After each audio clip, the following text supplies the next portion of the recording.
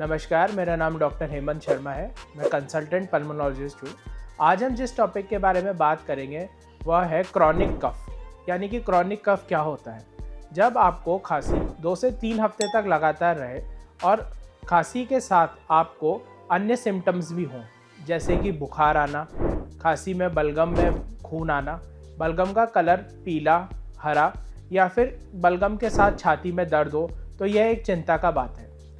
भारत के हिसाब से ये देखा गया है कि क्रॉनिक कफ का सबसे कॉमन जो कारण है वह है ट्यूबरक्लोसिस, जिसे सरल भाषा में टीबी कहते हैं। दूसरा सबसे इम्पॉर्टेंट कारण है अस्थमा। अस्थमा भी कई प्रकार का होता है, जिसमें होता है कफ वेरिएंट अस्थमा। तीसरा होता है फॉरेन बॉडी, यानी कि कोई ना कोई, जैसे कि छोटे बच्चों में देखा गया है कि कोई बीज हो गया, कोई सिक्का हो गया, वह लंग के अंदर फंसा हुआ है, तो वह भी एक तरीके का रिफ्लेक्स में खांसी करता है। तीसरा और चौथा होता है ड्रग्स।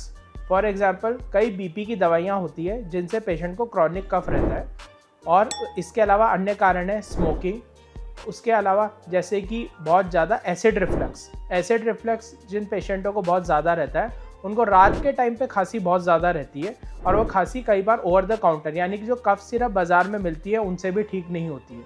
तो इसके लिए पेशेंट जब हमारे पास आता है तो हम सबसे पहले उसका लाइफस्टाइल, उसका क्या हैबिट्स है, पेशेंट का छाती का एक्सरे और ज़रूरत पड़ती है तो सीटी स्कैन करवा करके जांच करते हैं।